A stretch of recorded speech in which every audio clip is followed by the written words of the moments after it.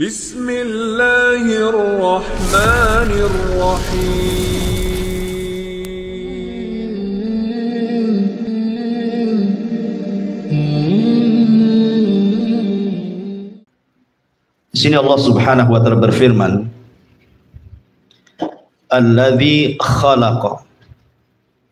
Dialah Allah Subhanahu wa taala sang pencipta. Fasawwa, lalu menyempurnakan ciptaannya. Kemudian Allah mengatakan, walladzi qaddara fahada. Maka dia pun mentakdirkan seluruh ciptaannya, fahada, dan memberikan petunjuk kepada setiap penciptaan. Di sini Allah mengatakan alladzi khalaqa, dialah zat yang menciptakan. Nanti kita akan panjang lebar dalam satu kalimat ini, karena ini penting untuk dipahami tentang kalimat al-khaliq. Jadi Allah Subhanahu wa taala menciptakan segala sesuatu, termasuk kita manusia. Dan ayat yang pertama kali turun kepada Rasul adalah menjelaskan tentang persoalan ini. Iqra bismi rabbikal ladzi khalaq. Khalaqal insana min 'alaq. Ya Muhammad, bacalah. Iqra, dengan menyebut nama Rabb. Alladzi khalaq, yang menciptakan segala sesuatu, dan juga khalaqal insan, menciptakan manusia. Jadi kalimat khalaq ada dua di sini. Khalaq yang pertama mutlak, artinya segala sesuatu, tidak ada yang tercipta kecuali Allah yang menciptakannya. Kemudian khalaq yang kedua muqayyad, karena mengkhususkan kepada penciptaan manusia. Khalaqal insana min 'alaq. Ketika Allah Subhanahu wa taala menciptakan makhluknya, anggap saja manusia, maka Allah Subhanahu wa taala sawwah, menyempurnakan ciptaannya. Dalam ayat yang lain, fasawwaka fa'adalak. Beliau Allah Subhanahu wa taala menyempurnakan ciptaannya dan menyeimbangkannya. Ahli tafsir mengatakan bahwa yang dimaksud sawwa di sini artinya Allah Subhanahu wa taala menciptakan makhluk ini fi ahsani taqwim, dalam kondisi sebaik-baik penciptaan. Manusia yang pertama kali diciptakanlah Adam alaihi salatu wassalam. Dan Allah katakan laqad khalaqnal insana fi ahsani taqwim. Artinya Adam itu makhluk yang paling indah yang Allah ciptakan. Dan ini bantahan kepada teori Darwin yang mengatakan bahwa asal muasal manusia itu dari kera. Bagaimana dari kera, sementara Allah Subhanahu wa taala ketika memasukkan kita, kalau Allah takdirkan kita masuk surga, maka Allah akan membentuk seluruh turunan Adam seperti Adam. Kenapa Allah Subhanahu wa taala ciptakan kita kelak di surga seperti bentuk Adam? Karena Allah ingin ikram, memuliakan Bani Adam. Tidak mungkin orang masuk surga dalam bentuk kera, kan? Karena surga itu tempat yang mulia. Masa kera bisa masuk surga? Makanya Allah Subhanahu wa taala bentuk lagi seperti bapak kita. Semua manusia, laki-lakinya perempuannya, tingginya 60 hasta, lebarnya 7 hasta, dan ketampanannya persis seperti Adam alaihi salatu wassalam. Baru dimasukkan ke dalam surga. Ini menunjukkan kemuliaan manusia dan bantahan kepada teori Darwin. Kemudian Allah mengatakan alladzi qaddar, dialah yang mentakdirkan semua makhluknya termasuk manusia. Allah takdirkan rizkinya, Allah takdirkan umurnya, Allah takdirkan bahagia celakanya dan begitu seterusnya. Kemudian hada, Allah berikan petunjuk bagaimana cara dia hidup, bagaimana cara dia buat rumah, bagaimana cara dia makan, bagaimana cara dia menjaga kesehatan, bagaimana cara dia mencari pekerjaan dan begitu seterusnya. Bukan hanya manusia, bahkan binatang juga sama, diberikan insting untuk hidup sesuai dengan kemaslahatan mereka. Itu secara global tafsir daripada ayat kedua dan ketiga. Baik, kita akan fokus pada kalimat alladzi khalaqa. Dialah zat yang menciptakan. Di antara nama-nama Allah Subhanahu wa taala adalah Al-Khaliq, Sang Pencipta. Sebelum saya jelaskan mana ini, kita tahu bahwa di antara sifat dari sifat-sifat rububiyah Allah Subhanahu wa taala itu kembali kepada 5 sifat. Semua sifat rububiyah Allah Subhanahu wa taala itu kembali kepada 5 sifat. Pertama, sifatul khalqi. Sifat bahwa Allah Subhanahu wa taala yang menciptakan semua makhluknya. Yang kedua, sifatul mulki. Bahwa Allah Subhanahu wa taala yang menguasai seluruh makhluknya. Kemudian yang ketiga, sifatul tadbir. Bahwa Allah Subhanahu wa taala yang mengatur semua makhluknya. Kemudian yang keempat, sifatul ihya. Bahwa Allah Subhanahu wa taala yang menghidupkan seluruh makhluknya. Dan yang terakhir, sifatul imatati wal ba'thi wan nusyur. Bahwa Allah lah yang kelak akan mematikan, menghancurkan, membangkitkan dan mengumpulkan. Dari sinilah maka tidak bisa dikatakan Rabb, tidak bisa dikatakan Tuhan yang layak disembah kalau tidak disifati dengan sifat 5 ini. Kalau ada orang yang menganggap fulan Tuhan, benda ini Tuhan, pohon itu Tuhan, berhala ini Tuhan, maka kita bisa praktekkan dengan 5 sifat ini. Apakah Tuhan yang dianggap Tuhan itu menciptakan? Apakah Tuhan yang dianggap Tuhan itu menguasai alam semesta? Apakah Tuhan yang dianggap Tuhan itu mengatur alam semesta? Apakah Tuhan yang dianggap Tuhan itu menghidupkan seluruh alam semesta? Apakah Tuhan yang dianggap Tuhan itu mampu menghancurkan semua makhluk di alam semesta? Kalau tidak, maka dia bukan Tuhan. Itu kesimpulannya. Ya. Di dalam Al-Quranul Karim, Allah Subhanahu wa taala menyebut kata Al-Khaliq itu 11 kali.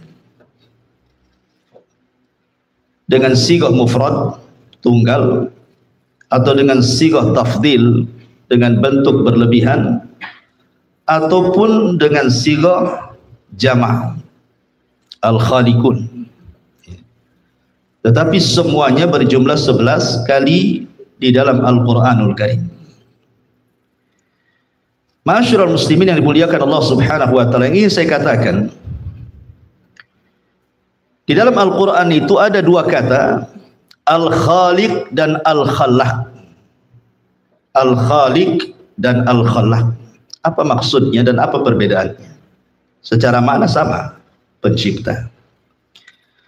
Sebagian ulama mengatakan bahwa Al-Khaliq itu mufrad, sang pencipta, artinya menciptakan sesuatu yang belum ada sebelumnya dan belum ada misal sebelumnya. Allah Subhanahu wa taala menciptakan makhluk di mana makhluk ini tidak ada sebelumnya dan tidak ada misal sebelumnya. Itu disebut Al-Khaliq. Tapi Khallaq ini artinya Allah Subhanahu wa taala menciptakan makhluk dari makhluk dan sifatnya terus menerus seperti manusia, terus menerus ada penciptaan. Atau dengan kata lain, ma'asyiral muslimin yang dimuliakan Allah Subhanahu wa taala, bahwa ketika Allah Subhanahu wa taala menciptakan makhluk itu ada dua perkara yang antum harus paham. Terkadang Allah Subhanahu wa taala menciptakan makhluk itu tanpa ada asal. Allah ciptakan dengan kalimat kun fayakun. Memang tidak ada sebelumnya, kemudian Allah ciptakan makhluk itu dengan kalimat kun fayakun. Jadi maka jadilah. Seperti contohnya Allah Subhanahu wa taala menciptakan arsy. Allah ciptakan dengan kun, jadi. Allah menciptakan kolam pena. Allah katakan pena kun fayakun. Jadi maka jadi pena. Allah menciptakan langit dan bumi. Allah katakan kun fayakun. Allah menciptakan nar, api. Allah menciptakan nur, cahaya. Allah menciptakan bumi atau turab. Semua dengan kata kun fayakun. Kemudian yang kedua, Allah Subhanahu wa taala menciptakan sesuatu dari sesuatu yang sudah diciptakan. Dengan kata lain, Allah menciptakan makhluk dari makhluk. Seperti Allah Subhanahu wa taala menciptakan nur, cahaya, dari cahaya tercipta malaikat. Berarti malaikat tercipta dari makhluk yang namanya cahaya. Dan cahaya diciptakan oleh Allah dengan kun fayakun. Kemudian Allah ciptakan nar, api. Dari api Allah ciptakan jin. Berarti jin tercipta dari makhluk yang namanya nar. Dan nar dicipta oleh Allah dengan kalimat kun fayakun.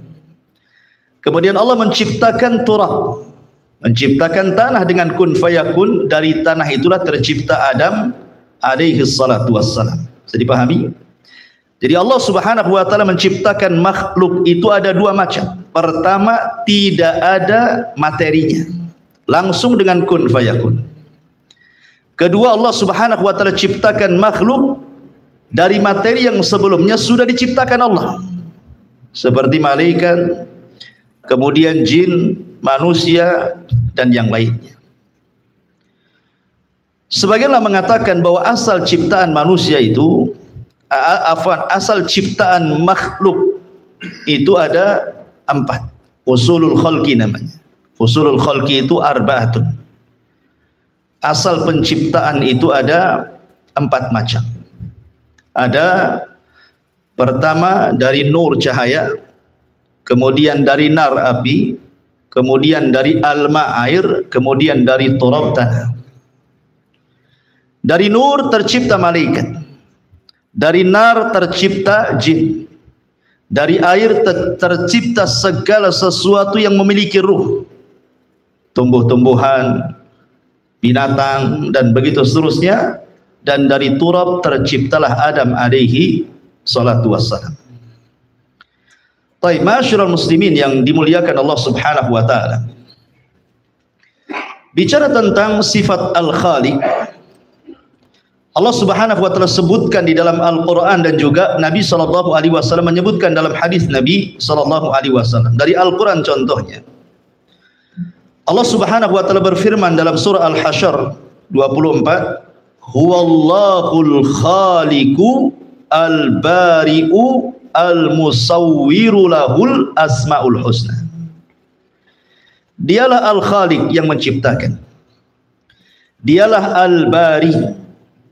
Kalimat al-bari itu artinya yang Allah Subhanahu wa taala yang berusaha untuk membentuk, menyempurnakan ciptaannya. Al-musawwir yang merancang sedemikian rupa.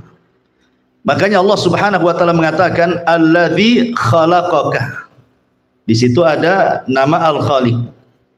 Fasawwaka fa'adalak. Di situ ada nama al-bari. Fi ayyi syai'in ma syaa rakkabak. Itu di situ ada musawwir. Biar antum paham. Ketika manusia membentuk atau membangun rumah, ada 3 pekerjaan kan ketika membangun rumah itu. Pertama, ada gambar dulu yang disebut dengan muhandis dalam bahasa Arab, bahasa kitanya insinyur. Insinyur digambar dulu rumahnya kayak apa, kemudian dihitung habisnya berapa, batanya berapa, pasirnya berapa, besinya berapa, kan itu. Sebelum bangun rumah itu kan dihitung dulu. Yang kedua, baru kita datangkan tukang-tukangnya untuk membangun pondasinya, membangun tiangnya, membangun tembok sampai ke atap. Kemudian yang ketiga, baru kemudian menyempurnakan. Ya, menyempurnakan dengan keindahannya, catnya warna begini, kan itu ya. Interiornya harus begini. Itu semua rumah seperti itu. Tentu walillah matsalul a'la. Bagi Allah Subhanahu wa taala tentu permisalan yang lebih tinggi dibandingkan makhluk ketika membangun rumah. Nah, ketika Allah Subhanahu wa taala menciptakan makhluk juga dalam 3 proses. Pertama Al-Khaliq, yang kedua Al-Bari, yang ketiga Al-Musawwir. Al-Khaliq, Allah Subhanahu wa taala menciptakan dulu. Alladzi khalaqaka, dia ciptakan. Kemudian setelah itu fasawwaka fa'adalak. Allah sempurnakan, Allah seimbangkan, itu disebut Al-Bari namanya. Dalam ismu Allah itu namanya Al-Bari. Kemudian fi ayyi syai'in ma syaa rakkabak. Sesuai dengan kehendak Allah, seperti apa yang Allah kehendaki. Maka Allah indahkan ciptaannya, itu disebut musawwir namanya. Lah begitulah ketika Allah Subhanahu wa taala menciptakan makhluknya. Ma'asyiral muslimin yang dimuliakan Allah Subhanahu wa taala, dalam hadis Nabi sallallahu alaihi wasallam juga menyebutkan kalimat Al-Khaliq, seperti Allah mengatakan, Rasul mengatakan la ta'ata li makhluqin fi ma'siyatil khaliq. Tidak ada ketaatan kepada makhluk, tidak ada ketaatan kepada makhluk dalam rangka bermaksiat kepada Al-Khaliq yang menciptakan. Ma'asyiral muslimin yang dimuliakan Allah Subhanahu wa taala. Adapun makna Al-Khaliq sendiri, apa sih makna Al-Khaliq itu? Ada 3 makna. Di dalam Al-Quranul Karim ada 3 makna ketika para ulama menjelaskan makna Khaliq di sini. Yang pertama, ijadus syai'i minal adam. Menciptakan sesuatu dari ketidakadaan, itu disebut Al-Khaliq, menciptakan. Menciptakan sesuatu dari ketidakadaan. Seperti Allah mengatakan Allahu khaliqu kulli syai'in wa huwa ala kulli syai'in wakil. Dalam surah Zumar Allah mengatakan ayat ke-62, Allah dialah Al-Khaliq yang menciptakan kulla syai'in, segala sesuatunya, dari yang tidak ada menjadi ada. Ini mana yang pertama. Makanya ketika ada seorang sahabat bertanya kepada Nabi sallallahu alaihi wasallam, ya Rasulullah, aina kana rabbuna qabla an yakhluqal khalqa? Rasul, di mana dahulu Rabb kita berada sebelum dia menciptakan makhluknya? Nabi sallallahu alaihi wasallam ditanya, di mana Allah Subhanahu wa taala berada sebelum Allah menciptakan makhluknya? Maka Rasul mengatakan kana fi ama ma fawqahu hawa wa ma tahtahu hawa thumma khalaqa arsyahu 'alal ma. Dia berada di ama, di kegelapan. Tidak ada di atas dan di bawahnya udara, kemudian dia menciptakan arsy-Nya. Artinya ketika ditanya, ada dalam riwayat yang lain bahwa Allah Subhanahu wa taala tidak bersama siapapun. Jawabannya, dari sini kita pahami bahwa sebelum Allah Subhanahu wa taala menciptakan makhluknya, maka tidak ada satupun bersama Allah, melainkan dia tunggal. Dari sini kita pahami bahwa segala sesuatu selain daripada Allah Subhanahu wa taala ada makhluk, karena sebelumnya Allah tunggal. Kalau ada kemudian yang lainnya beserta Allah Subhanahu wa taala, berarti itu semua adalah makhluk.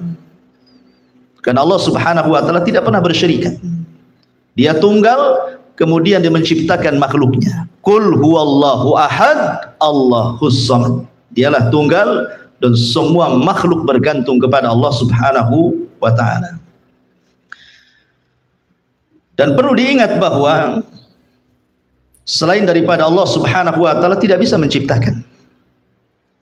Makanya ketika Allah Subhanahu wa taala menyinggung berhala-berhala yang disembah orang-orang Quraisy, apa kata Allah? Ya ayyuhan nas, dzuriba mathalun fastami'u lah. Wahai manusia, Allah hendak membuat permisalan kepada kalian, dengarkan, perhatikan. Innal ladzina tad'una min dunillah la yakhluqu dzubaban. Sesembahan selain daripada Allah Subhanahu wa taala, mereka tidak akan sanggup menciptakan walaupun seekor lalat. Seekor lalat pun tidak bisa mereka ciptakan. Walau ijtama'ulah, walaupun seluruh sesembahan satu dunia berkumpul, kemudian katakan ciptakan oleh kalian lalat, sungguh mereka tidak mampu untuk menciptakan lalat. Bagaimana langit dan bumi? Lalat saja tidak bisa diciptakan. Makanya kemudian Allah Subhanahu wa taala mengatakan wa iyaslubuhumud dzubab syai'an la yastanqidhuhu minhu dha'ufat talib wal matlub. Jangan lagi menciptakan lalat. Seandainya ada sesajen diletakkan di berhala, kemudian lalat mencuri satu makanan, mungkin kalau bahasa kita satu butir beras, satu butir nasi, kemudian lalat itu memakannya, maka berhala-berhala tidak sanggup untuk mengembalikan makanannya. Dari sini Allah katakan dha'ufat talib wal matlub, sungguh lemah orang yang menyembah berhala dan berhalanya juga lemah, dua-duanya lemah. Ya. Ma'asyiral muslimin yang dimuliakan Allah Azza wa Jalla, maka dialah satu-satunya pencipta dan tidak ada yang menciptakan selain Allah. Makanya kita lihat ada sahabat di zaman Rasul namanya Adi ibn Hatim, Zubair ibn Mut'im radhiyallahu anhu. Zubair ibn Mut'im, dia datang dari Mekah untuk membunuh Nabi karena kerabatnya banyak yang mati di perang Badar. Dendam dia. Akhirnya kemudian dia datang ke Madinah dengan sembunyi-sembunyi. Ketika sudah dekat Masjid Nabawi, masjid di zaman itu kan gelap, dia bisa sembunyi di mana saja. Ketika ada kesempatan dia menghunus pedangnya ketika Rasul menjadi imam salat, ketika itu salat maghrib, maka dia mendengar apa yang dibacakan Nabi Shallallahu Alaihi Wasallam. Apa yang dibacakan Nabi, surah Toha. Ketika Nabi SAW sampai kepada ayat am khuliqu min ghairi syai'in am humul khaliqun am khalaqus samawati wal arbal la yuqinun. Kata Allah, am khuliqu, apakah mereka berhala-berhala itu khuliqu, diciptakan, min ghairi syai'in, dari sesuatu. Apakah ada asal usulnya berhala itu? Am humul khaliqun, ataukah mereka ujug-ujug ada, tiba-tiba sudah ada saja berhalanya? Tentu harus dijawab ini. Ya. Am khuliqu min ghairi syai'in, apakah berhala disembah itu tercipta dari sesuatu? Apakah ujug-ujug ada, tiba-tiba ada? Am khalaqu, pertanyaan ketiganya, am khalaqus samawati wal ardh, apakah berhala-berhala itu yang menciptakan langit dan bumi? Lihat ujung ayatnya, balla yuqinun, orang musyrik sendiri tidak yakin dengan itu. Mereka nggak yakin, sebab tiga-tiganya nggak ada. Ya. Kalau seandainya mungkin yang pertama bisa dijawab, am khuliqu min ghairi syai'in, apakah mereka diciptakan dari segala sesuatu? Jawabannya harus iya, karena berhala yang mereka sembah dipahat dari batu. Loh, kalau dia Tuhan, kenapa pula dipahat dari batu? Ataupun am humul khaliqun, ataukah mereka tercipta dengan sendirinya? Mustahil. Oh, mereka yang menciptakannya, mereka yang membuatnya. Kalau mereka yang membuatnya, berarti tidak mungkin mereka mampu menciptakan langit dan bumi. Oh, kondisi mereka sendiri tercipta oleh manusia. Dari situlah Zubair bin Mut'im kemudian menyarungkan pedangnya lagi. Dia berpikir, oh benar juga, selama ini saya menyembah Tuhan yang salah.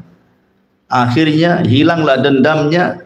Kemudian ada keinginan masuk Islam. Selesai sholat, dia datang kepada Rasul, bersyahadat, asyhadu an la ilaha illallah wa asyhadu annaka rasulullah. Masuk Islam dia. Ya. Ma'asyiral muslimin yang dimuliakan Allah Subhanahu wa taala, ini mana yang pertama. Mana yang kedua, al-khaliq itu artinya at-tahyi'atu wat-taqdir wat-tashkil. Jadi Allah merancang, membentuk dengan sedemikian rupa. Makanya Allah mengatakan dalam surah Al-Mu'minun ayat 14, fatabarakallahu ahsanal khaliqin.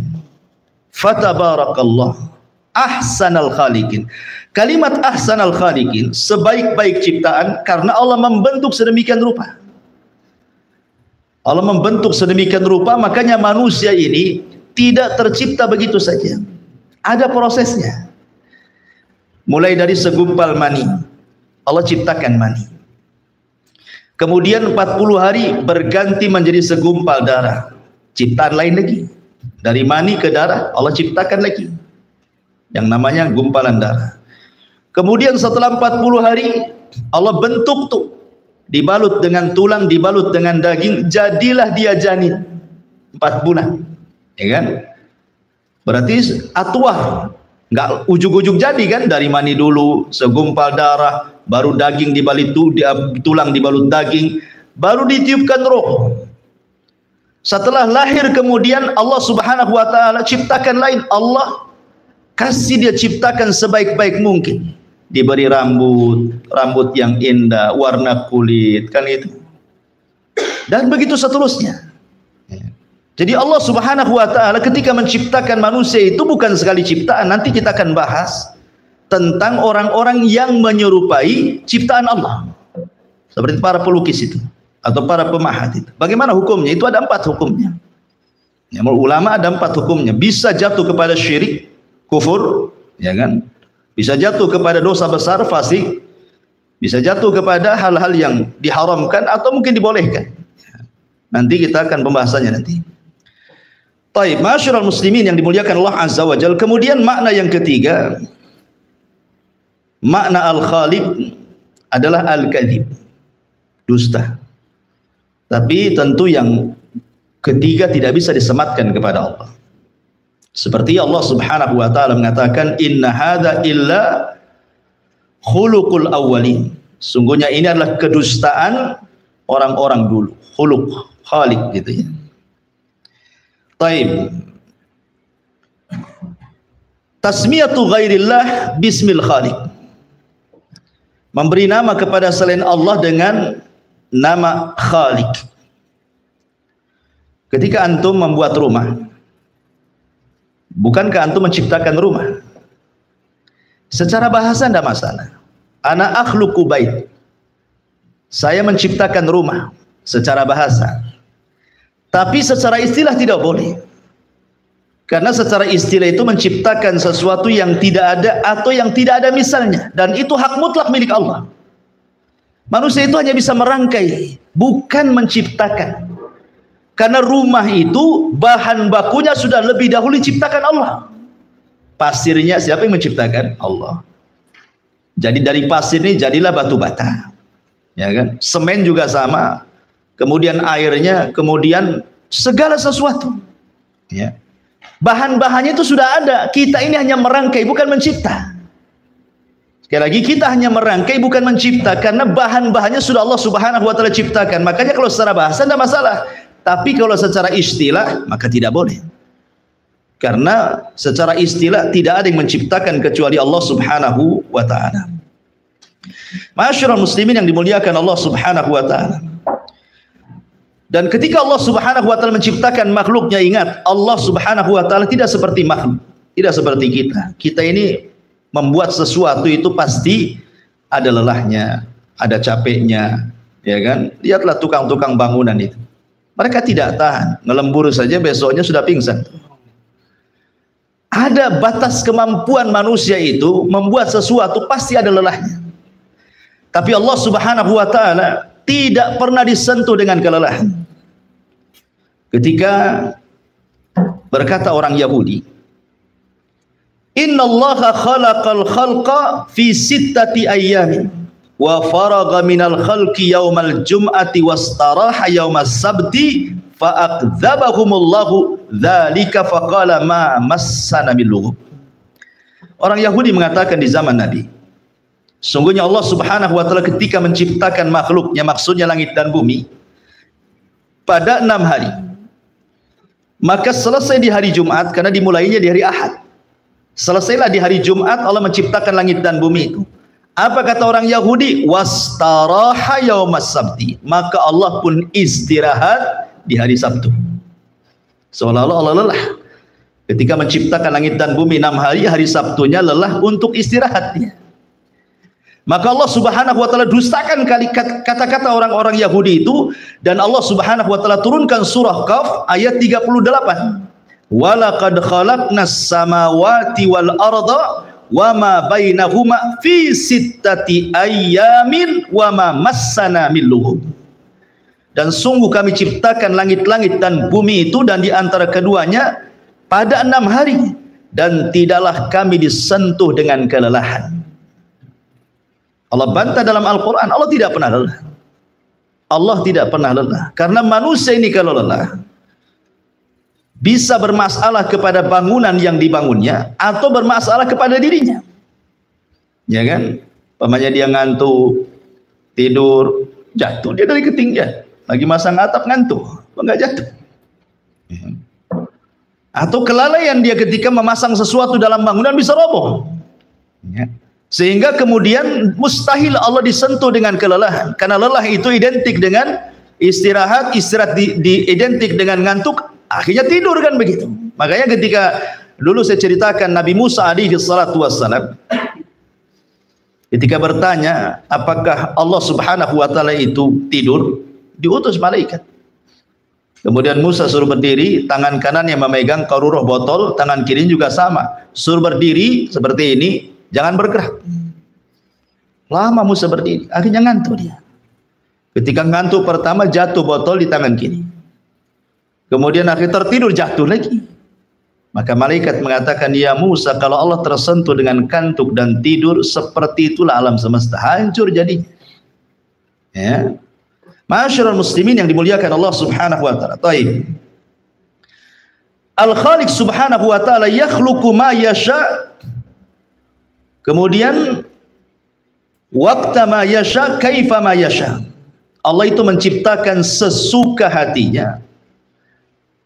Begitu juga waktunya Allah menciptakan sesuka-suka dia kapan waktunya. Termasuk juga cipta yang diciptakan sesuka dia ciptakan.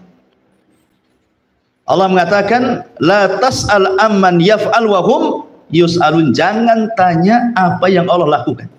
Bahkan Allah akan tanya apa yang kalian lakukan. Karena Allah Subhanahu wa taala itu ketika berkehendak menciptakan sesuatu, maka itu sesuai dengan kehendak Allah, tidak bisa diatur. Tidak ada yang bisa mengatur Allah Subhanahu wa taala. Makanya Allah mengatakan dalam surah Asy-Syura ayat 50, 49 sampai 50, lillahi mulkus samawati wal ar yakhluqu ma yasha yahabu liman yasha inathan wa yahabu liman yasha ad-dzukura. Allah lah pemilik langit dan bumi. Dia menciptakan sesuai kehendaknya. Terkadang Allah menganugerahkan kepada orang yang dikehendakinya terciptalah perempuan, ataupun menghendaki tercipta laki-laki. Lihat ketika keluarga Imran bernazar ingin punya anak laki-laki supaya bisa berkhidmat ke Baitul Maqdis. Rupanya mengandunglah perempuan Maryam. Karena Allah yang berkehendak kan itu. Kita berkehendak, Allah pula tidak berkehendak, tidak terjadi. Allah berkehendak, kita pula tak berkehendak, pasti terjadi. Karena yang namanya Allah Subhanahu wa taala menciptakan sesuatu pasti ikut maratibut takdir. Dipastikan ikut maratibu takdir. Apa maratibut takdir? Al-ilmu, al-kitabatu, al-masyiatu, al-khalq. Itu disebut maratibu takdir. Maratibu takdir itu artinya tingkatan-tingkatan takdir. Kalau orang awam mungkin beriman kepada takdir, cukup mengatakan apa yang Allah kehendaki terjadi, apa yang tidak Allah kehendaki tidak terjadi. Itu iman kepada takdir masyarakat awam seperti itu. Tapi kalau bagi antum para thalabatul ilmi, ya bukan hanya sekedar ini. Harus paham namanya maratibu takdir namanya. Pertama al-ilmu. Ketika Allah Subhanahu wa taala sebelum menciptakan sesuatu, maka Allah Subhanahu wa taala dengan pengetahuannya yang luas, maka Allah sudah menggambarkan apa yang akan diciptakannya. Kemudian setelah itu Allah catat apa yang akan diciptakannya itu di tempat yang disebut dengan Lauhil Mahfuz. Kemudian setelah itu Allah Subhanahu wa taala ketika menciptakan itu pasti atas kehendaknya, ada masyiah, kehendak. Ya, suka-suka Allah menciptakan manusia, menciptakan itu, tetapi yang jelas bahwa tidak ada penciptaan Allah itu yang sia-sia. Baru setelah itu Allah ciptakan. Kan itu ya. Ada ilmunya dulu, ada catatannya dulu, ada kehendaknya dulu, baru terciptalah makhluk.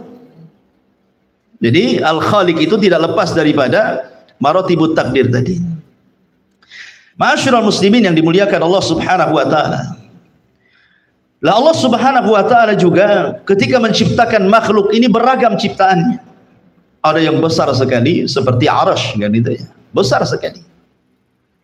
Bahkan ketika Nabi SAW menggambarkan betapa besarnya arasy Allah Subhanahu wa taala, Allah membandingkan penciptaan bumi dengan langit, kemudian penciptaan langit bumi dengan kursi, kemudian penciptaan kursi langit dan bumi dengan arasy. Kata Nabi SAW, perbandingan bumi dengan langit itu seperti cincin dilempar ke padang pasir. Cincin itu bumi, padang pasir itu langitnya. Apabila digabung langit dengan bumi dengan kursi Allah, sama dengan cincin dilempar ke padang pasir. Cincin itu langit buminya, kursi itulah padang pasirnya. Apabila disatukan nih, mulai dari kursi, langit, bumi dengan arasy Allah Subhanahu wa taala, maka ibarat kita melempar cincin di padang pasir. Cincin itulah kursinya, langitnya, buminya, padang pasir itu arasy-nya. Gimana yang menciptakan arasy-nya? Allahu Akbar. Tentu Allah lebih besar daripada itu kan begitu. Jadi Allah Subhanahu wa taala menciptakan makhluk beragam untuk menunjukkan bahwa Dia adalah Al-Khaliq, pencipta. Mampu menciptakan segala sesuatu. Dari yang besar sampai yang kecil. Makhluk Allah tidak mungkin menciptakan seperti yang Allah ciptakan. Manusia hanya merangkai. Dan itu pun terbatas. Ketika Allah Subhanahu wa taala menciptakan manusia, terus Allah ciptakan. Kulla yaumin huwa fi sya'n. Setiap hari Allah itu sibuk.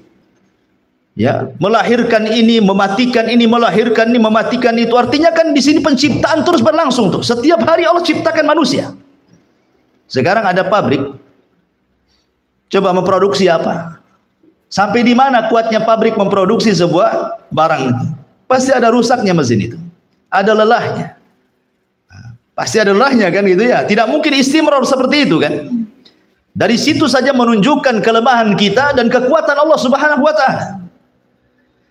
Ma'asyiral muslimin yang dimuliakan Allah Azza wa Jalla. Tetapi di sana ada makhluk-makhluk Allah yang Allah muliakan. Dengan cara Allah ciptakan langsung dengan kedua tangannya. Seperti dalam sebuah hadis dari Abdullah ibn Umar radhiyallahu anhu, Rasul mengatakan, khalaqallahu arba'ata asya biyadi. Allah Subhanahu wa taala menciptakan 4 perkara dengan tangannya. Yang pertama ada, Allah ciptakan langsung dengan tangannya. Makanya disinilah kenapa iblis hasad. Karena iblis tidak diciptakan langsung dengan tangan, diciptakan dari api. Kenapa Allah ciptakan Adam dengan tangannya? Supaya memadamkan kesombongan iblis. Itu keutamaan. Ya kan? Kemudian yang kedua, wal arsh, dan Allah ciptakan arsh dengan tangannya, wal qalam, dan juga pena, kemudian wa jannatu adn, dan surga Aden. 4 perkara ini Allah Subhanahu wa taala ciptakan langsung dengan tangannya. Ada yang mengatakan yang lainnya termasuk juga alwah.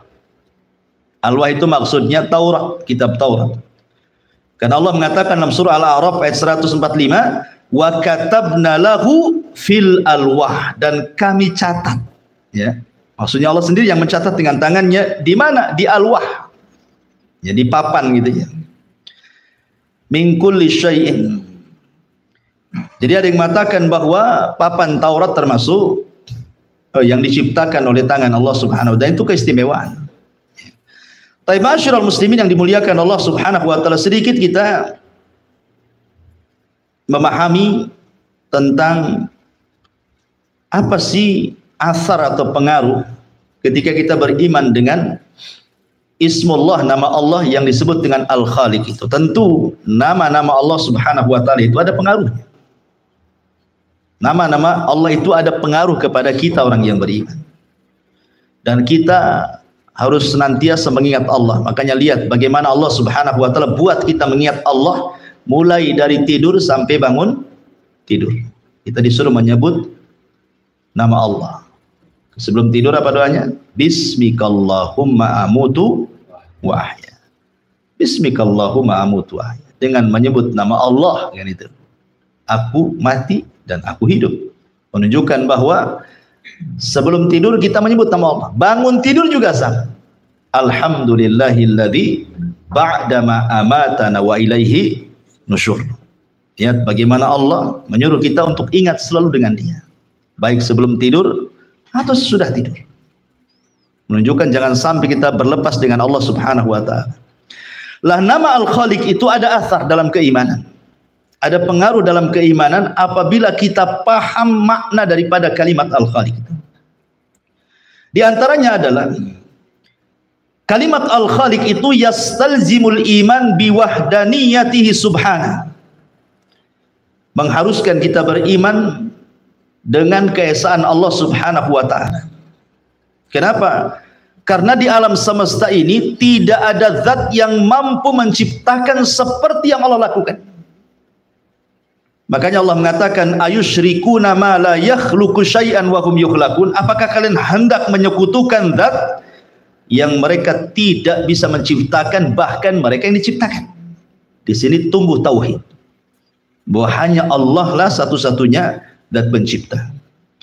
Kemudian yang kedua, Al-Khaliq di sini yadullu ala sifatihi subhanahu al-ukhra kal hayati wal qudrati wal ilmi wal iradati wal hikmati id la yumkin an yakuna khaliqan ghaira qadirin wala muridin wala alimin bima khalaq au annahu laysa lahu fima khalaqa hikmatan wala illatan. Ketika kita sebut nama Khaliq, itu mengharuskan ada sifat-sifat yang lainnya yang nempel dari sifat Al-Khaliq itu. Seperti Al-Haya kehidupan, Al-Qudrah kemampuan, Al-Ilmu pengetahuan, Al-Iradah kehendak, Al-Hikmah adanya kebaikan. Karena tidak mungkin Allah Subhanahu wa taala menciptakan sesuatu tanpa ada kemampuan menghidupkan. Atau tanpa ada kemampuan untuk menciptakan yang diciptakannya, atau tanpa ada pengetahuan, atau tanpa ada keinginan, atau tanpa ada hikmah kebaikan di dalamnya. Makanya kalimat Khaliq ini nanti akan nempel sifat-sifat yang lain di situ. Kemudian juga diantaranya juga Al-Khaliq di situ yastalzimul iman bihikmatihi subhanah min hadzal khalqi wa annahu qaimun alal haq wa annahu subhanah munazzahun anil abathi wal lahwi. Ketika Allah Subhanahu wa taala disebut Al-Khaliq, maka Allah Subhanahu wa taala menciptakan itu karena hikmahnya. Segala sesuatu yang Allah ciptakan ada hikmah di balik penciptaannya. Alima man alimah, jahila man jahila. Ada yang orang tahu yang hikmahnya, ada yang tidak paham. Tapi yakinlah bahwa Allah Subhanahu wa taala menciptakan segala sesuatu, tidak ada yang main-main. Tidak ada penciptaan yang Allah ciptakan itu al-abath wal lahu, tidak ada. Allah menciptakan bukan main-main. Ya, makanya Allah mengatakan dalam surah Al-Mu'minun 115 dan 116, afahasibtum annama khalaqnakum abatha wa annakum ilaina la turja'un. Bagaimana Allah katakan, apakah kalian mengira ketika kami menciptakan kalian, kami ciptakan kalian main-main dan kalian tidak akan dikembalikan kepada kami? Tidak, kalian diciptakan bukan untuk main-main. Makanya kita lihat ketika Allah Subhanahu wa taala menyebut kalimat syukur dalam Al-Qur'an, la in syakartum la azidannakum. Kalau kalian syukur kepadaku, ku tambah nikmat kalian. Dan nikmat Allah itu tidak ada yang bisa menghitungnya. Wa in ta'uddu nikmatallah la tuhsuha. Kalau kalian hendak menghitung nikmat Allah, kalian tidak sanggup menghitung. Sekarang alat apa coba yang bisa menghitung nikmat Allah? Komputer. Sebelum habis menghitungnya sudah rusak komputernya. Karena wa fi anfusikum afala tubsirun. Di badan kita saja nikmat Allah banyak. Apalagi di luar sana. Ya, nikmat Allah itu begitu banyak di luar sana. Dan tidak ada yang sia-sia ciptaan Allah Subhanahu wa taala. Semua menjadi kebaikan bagi manusia. Semua alam semesta ini menjadi kebaikan bagi manusia, pemandangannya, keindahannya, nikmat-nikmatnya gitu kan. Dan yang paling besar daripada itu adalah diutusnya seorang utusan dari kalangan manusia sendiri. Allah tidak mengutus malaikat, Allah tidak mengutus jin, tapi Allah mengutus manusia sebagai rasul dari kalangan manusia supaya memudahkan untuk berdakwah. Dan itu nikmat Allah yang paling besar. Jadi kita tidak diciptakan sia-sia, bahkan diutus nabi lagi, diutus rasul lagi untuk memberikan hidayah bagaimana cara menyembah Allah Subhanahu wa taala. Kemudian juga kalimat Al-Khaliq itu yurithul mahabbah al-kamilah, mewariskan adanya cinta yang sempurna. Kenapa? Karena Allah itu ketika menciptakan kita bukan hanya menciptakan saja. Makanya dulu saya jelaskan kepada antum tentang 5 nikmat yang Allah Azza wa Jal karuniakan kepada kita. Siapa yang ingat? Dimulai daripada al-ijad, kemudian al-i'dad, kemudian al-imdad, kemudian al-irsyad, kemudian al-is'ad. Inilah 5 kenikmatan. Pertama ijad, Allah ciptakan kita. Kemudian i'dad, Allah sediakan fasilitasnya. Kemudian imdad, Allah perbanyak kebutuhannya. Kemudian al-irsyad, Allah berikan insting kepada manusia. Ini bisa dimakan, ini tidak. Ini bisa dijadikan obat, ini tidak. Ini bisa ditempati, ini tidak. Allah berikan irsyad. Kemudian terakhir Allah berikan kebahagiaan. Lah dengan fasilitas Allah itu Allah hanya minta satu, supaya kita bersyukur dengan cara apa? Jangan menyembah kecuali kepada Allah. Wa ma khalaqtul jinna wal insa illa liya'budun. Makna liya'budun kata Ibnu Katsir illa liwahiduni, agar mereka mentauhidkan aku dengan ibadahnya itu. Ya. Baik. Kemudian juga ketika kita bicara tentang Al-Khaliq, maka Al-Khaliq artinya yastalzim qabul syar'ihi, menerima semua syariat yang Allah turunkan, termasuk berhukum dengan Allah, redha dengan hukumnya, tidak boleh mengganti selain daripada hukum Allah Subhanahu wa taala. Karena Allah mengatakan ala ya'lam man khalaqa wa huwal latiful khabir. Tidakkah mereka tahu siapa yang menciptakan mereka? Berarti kalau tahu Allah yang menciptakan, berarti semua makhluk harus ikut aturan Allah. Allah sudah menurunkan nabi, rasul, dibuat aturan bagi manusia. Kenapa demikian? Kenapa kita harus mengikuti aturan Allah dan syariatnya? Karena Allah yang menciptakan kita, Allah yang paling tahu maslahat kita. Adapun aturan-aturan yang dibentuk oleh manusia, undang-undang dibuat manusia, tidak semua membuat maslahat. Kenapa? Karena mereka tidak paham kehendak kita manusia. Tapi Allah yang menciptakan kita paham maslahat kita. Makanya dibuat undang-undang untuk kemaslahatan manusia. Betapa banyak undang-undang yang dibuat manusia merusak. Tetapi tidak ada undang-undang yang merusak dari Allah, karena Allah tahu kemaslahatan manusia. Nah, itulah hebatnya Allah Subhanahu wa taala.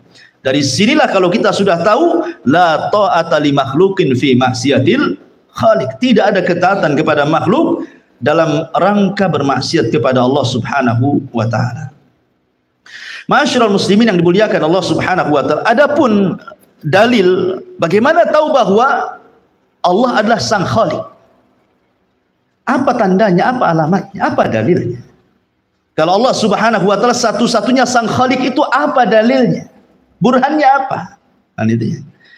Maka tentu secara fitrah, secara akal, secara dalil qaul, secara dalil nakal, semua terjawab. Yang pertama secara fitrah. Bukti wujudnya Allah Subhanahu wa taala itu tidak perlu belajar, ikhwan. Tidak perlu belajar. Bukti wujudnya Allah. Fitrah mengakuinya. Contoh nih, kalau antum lihat pesawat. Antum kan hanya lihat pesawatnya saja. Tapi antum tidak lihat pilotnya. Antum lihat pilotnya? Kan tidak. Hanya lihat pesawatnya saja kan. Tapi antum yakin bahwa pesawat itu terbang pasti ada pilotnya. Tidak mungkin terbang sendiri.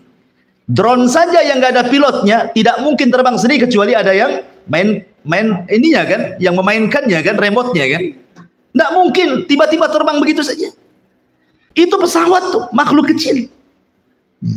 Bagaimana dengan alam semesta yang besar? Masa nggak ada penciptanya? Mustahil. Ya, pasti ada yang menciptakannya, ada yang mengaturnya. Mustahil tiba-tiba ujung-ujung ada, itu udah mustahil. Makanya ingat ketika saya menceritakan tentang perdebatan Abu Hanifah dengan seorang ateis, ya kan? Ketika kemudian ateis ini menantang debat Abu Hanifah, kemudian Abu Hanifah telat datang dalam perdebatan itu. Kemudian Abu Hanifah menjelaskan kenapa telatnya. Kata Abu Hanifah, kamu sudah tahu bahwa perjalananku ke tempat ini harus menyeberangi sungai, katanya.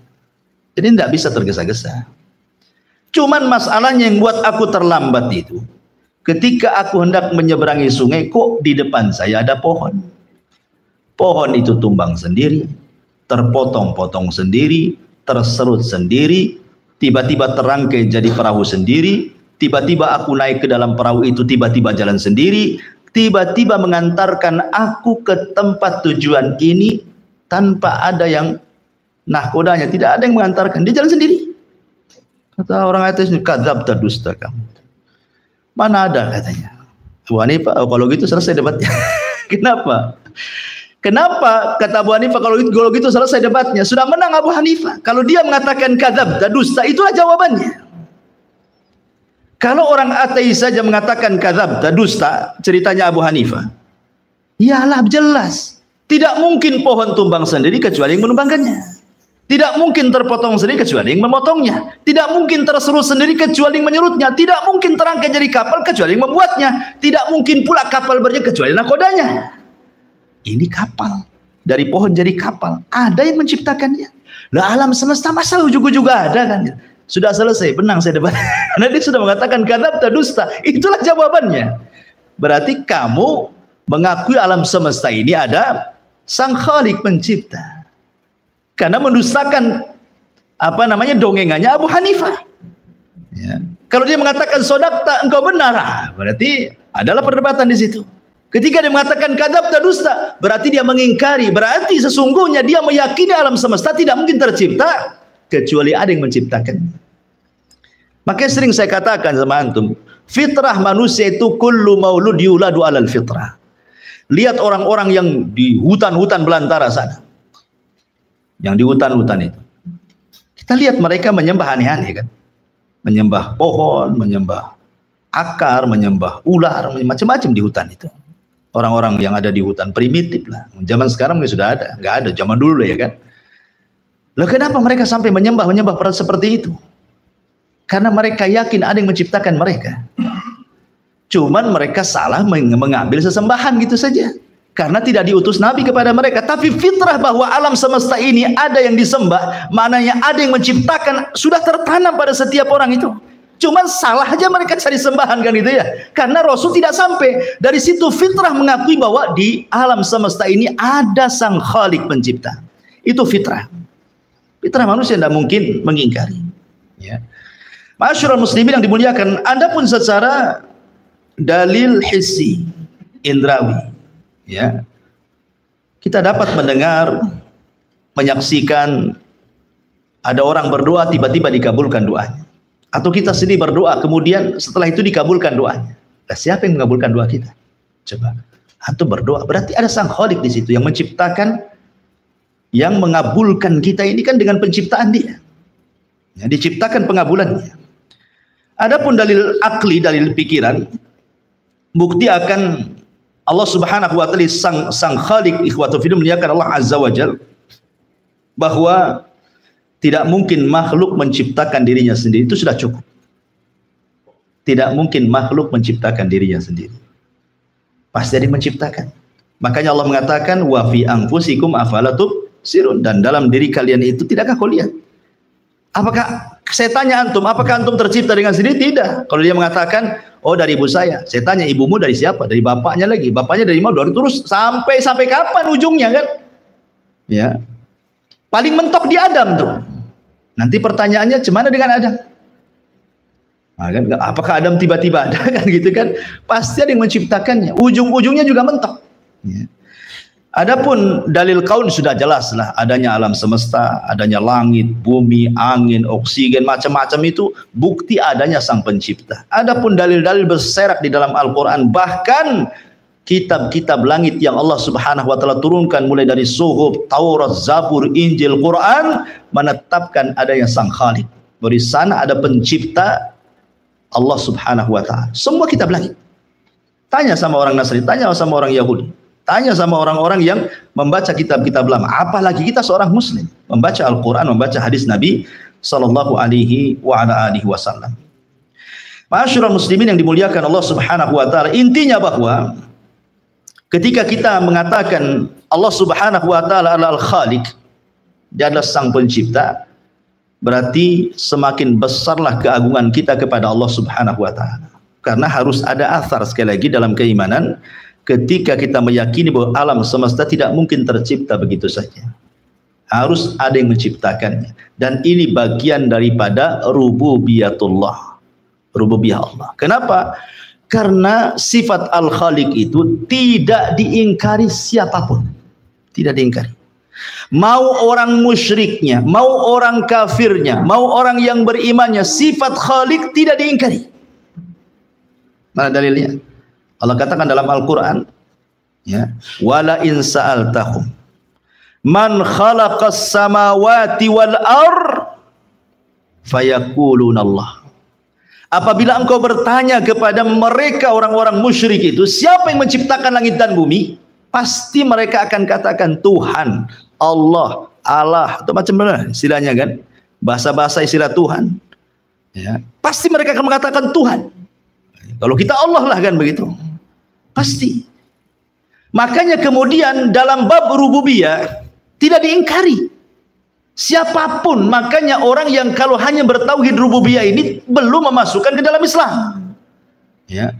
Kalau hanya meyakini Allah pencipta, Allah pengatur, Allah penguasa dan begitu seterusnya, penghidup, pemati, belum dikatakan muslim. Karena rububiyah ini diimani oleh semua agama. Ya. Antum tanya agama mana saja, siapa yang menciptakan langit dan bumi, pasti akan mengatakan Tuhan, Tuhan, Tuhan, Tuhan, kan itu ya. Bahasa kita hanya Allah, Allah atau apa gitu ya. Makanya tauhid rububiyah tidak cukup.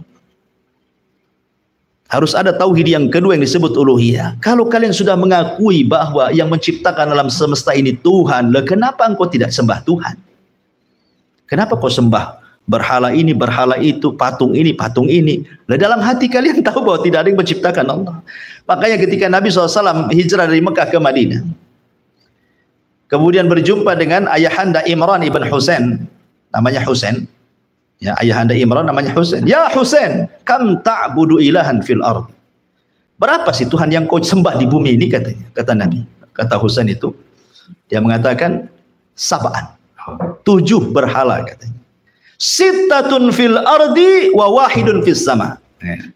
Yang 6 ada di bumi, yang 1 ada di langit, katanya. Kata si Husain nih kan. Berapa Tuhan yang kau sembah, katanya? 7. Yang 1 di langit, yang 6 di bumi, katanya. Kemudian Rasul mengatakan, seandainya kamu berdoa, kemana kau berdoa? Ke yang 6 di bumi atau yang 1 di langit? Oh, yang ke yang di langit, katanya. Kalau anakmu sakit, minta sembuh, kemana minta kesembuhan? Ke yang 6 di bumi atau ke yang 1 langit? Ya ke yang di langit, katanya. Pokoknya setiap ditanya ke yang di langit, ke yang di langit itu. Kata Nabi SAW, ya Husain, kalau begitu, kenapa kau tidak sembah yang di langit saja? Kau tinggalkan yang 6. Apakah kalau seandainya kau sembah di langit, yang 6 akan demo? Oh enggak, yang di atas lebih kuat daripada yang di bawah. Kalau sudah begitu, sembahlah yang kuat, tinggalkan yang lemah. Masuklah ke dalam Islam. Akhirnya bersyahadat dia, asyhadu an la ilaha illallah wa asyhadu annaka rasulullah. Ya, ya. Ma'asyiral muslimin yang dimuliakan Allah Azza wa, karena keberadaan Sang Khalik di atas ketinggian, ya. Sabbihisma rabbikal a'la, itu tidak bisa diingkari. Tidak bisa diingkari siapapun. Coba antum lihat, siapapun yang naik pesawat, mau mukminnya, mau kafirnya, mau musyriknya, di atas pesawat. Kemudian pesawatnya menabrak awan-awan yang kayak cadas itu. Kata pilot, sebentar lagi pesawat mau jatuh. Kira-kira apa yang terjadi? Semua berdoa. Kemana mereka berdoa? pasti mereka akan berdoa ke yang di atas. Pasti mereka akan mengadakan ke atas semuanya. Ya. Ya Allah kan itu dengan bahasa mereka. Karena ketinggian Allah itu fitrah, ikhwan. Ketinggian Allah itu fitrah, tidak bisa diingkari. Ya, bahwa Allah itu maha tinggi, tinggi secara zatnya dan begitu seterusnya. Ya. Makanya kenapa ketika kita sujud mengucap Subhana Rabbiyal A'la, maha suci Allah yang maha tinggi, kan itu ya. Ya, karena kita ini hamba, dia tinggi-tinggi. Ya. Intinya bahwa ketika kita mengimani sifat Khalik di sini juga, bahwa kita diingatkan bahwa ada kehidupan setelah kematian. Minha khalaqnakum, ya, dari tanah kami ciptakan kalian. Wa minha nu'idukum, dari tanah kami kembalikan kalian. Wa minha nukhrijukum taratan ukhra, dan dari tanah pula kalian akan dibangkitkan di hadapan Allah. Ini yang paling penting. Makanya Fudail ibn Iyad yang pernah saya katakan kepada antum ketika berjumpa dengan seorang kakek, kam umru, berapa usia? Kata kakek ini, situna sana, usiaku 60 tahun. Kata Fudail ibn Iyad, oh kalau gitu sudah lama kau ini berjalan menuju Allah, sudah jauh harusnya kau tuh, sudah mendekati, karena sudah lama umurnya kan, artinya kalau kamu berjalan menuju Allah tuh umur 60 tahun berarti sudah jauh tuh. Dia mengatakan la haula wala quwata illa billah, inna lillahi wa inna ilaihi rajiun. Kata kakek ini mengatakan inna lillah, kepada Allah lah, milik Allah lah kami dan kepada Allah lah kami kembali. Kemudian kata Fudail, tahukah kamu makna inna lillahi wa inna ilaihi rajiun? Tidak tahu, kata kakek ini, fasirlah kalau kita tafsirkan. Maka Fudail bin Iyad mengatakan inna lillahi itu artinya kami semua hamba Allah. Wa inna ilaihi rajiun, dan akan kembali menghadap Allah. Ketika kita akan kembali menghadap Allah, maknanya kita akan mempertanggungjawabkan di hadapan Allah. Kemudian kakek ini mengatakan, bagaimana caranya aku mempertanggungjawabkan di hadapan Allah? Kata Fudail, mudah sekali. Gimana caranya? Antuhsina fi mabaki, kamu harus memperbaiki waktu yang ada ini. Maka Allah subhanahu wa ta'ala akan mengampuni dosamu yang telah kau lakukan dulu dan yang sekarang. Tapi kalau engkau tidak memperbaiki kehidupan sekarang, Allah akan mengadab kamu dari dosa yang dulu pernah kau lakukan dan dosa yang sekarang kau lakukan. Makanya Hasan Al-Basri mengatakan bahwa hari itu cuma 3 hari saja. Hari itu sebenarnya cuma 3 hari. Hari kemarin, hari besok, dan hari sekarang. Hari kemarin mustahil kembali. Besok mustahil kita dapat berjumpa. Bisa saja sebelum besok kita mati. Berarti yang mungkin itu hari yang sekarang. Ya kan? Kemarin tidak mungkin kembali. Besok belum tentu kita dapat. Ya, itulah sisanya hari. Berarti hari inilah yang kita gunakan untuk beribadah kepada Allah subhanahu wa ta'ala. Nah, itulah pentingnya ketika kita memahami makna al-Khaliq. Wallahu a'lam bishawab. Ini diantara penafsiran ayat yang kedua, alladzi khalaqaka fasawwaka fa'adalak, alladzi khalaqa fasawwa walladzi qaddara fahada. Baik, sampai di sini.